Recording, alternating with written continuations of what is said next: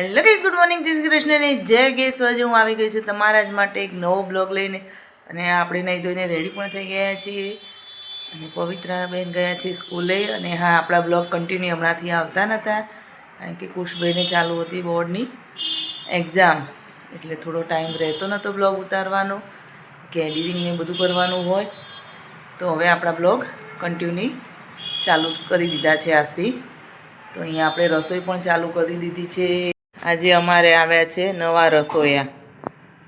શું બેન બોલો, શું બનાવશો? ટીંડોળા બટેકાનું શાક આજે પહેલી વાર બનાવે છે, જે એમને મસાલો નાખ કરી દીધો છે. કઈ કઈ વસ્તુ નાખી છે?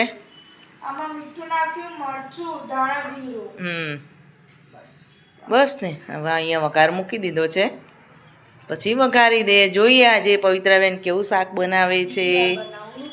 પહેલી વાર કઈ બનાવ્યું હતું? કોબીજનું એકવાર બનાવ્યું હતું ને?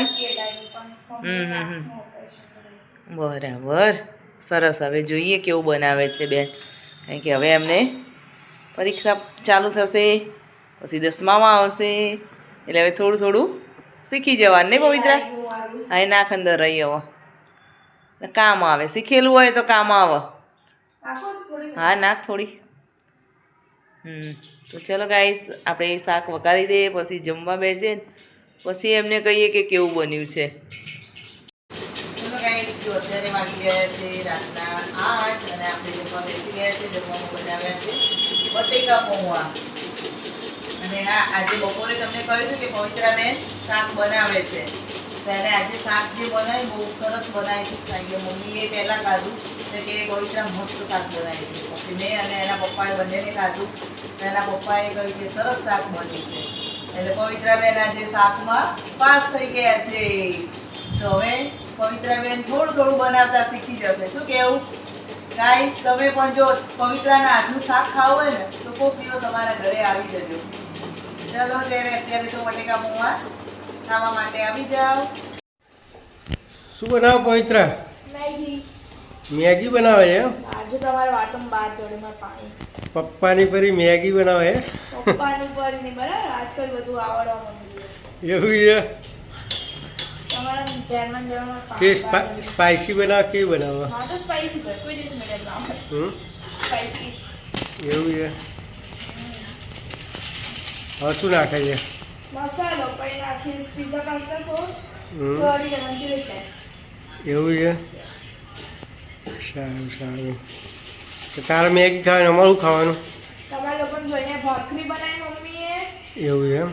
અને અહીંયા છે ચટણી કેરીની. વાત છે, કેરીની ચટણી ને ભાખરી એમ? તમે મેગી ખાવ એમ? આવું ચાલે? એક જ ટાણું કરવાનું એટલે આજ ઈચ્છા થઈ મેગી ખાવાની. એવું છે? નવરાત્ર ચાલે? વાત છે, 9 દિવસ રહી શકીશ? એવું ગોરો રહી એક તો 5 દિવસ આ શું હોય? એવું છે? એમાં તો એક ટાણું ના કરવાનું હોય, એમાં તો એક ટાણું એ કરવાનું હોય.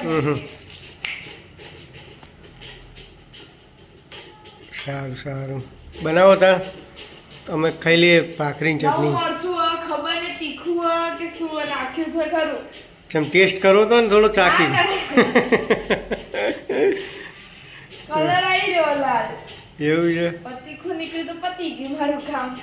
એવું છે? કશું ખાઈ જવાનું, સુસ્કારા બોલતા હોય ને ખાઈ જવાનું. પાણી પીતું જવાનું, ખાતું જવાનું. મસાલો નોખ નોખ કરી તીખું નહીં બને?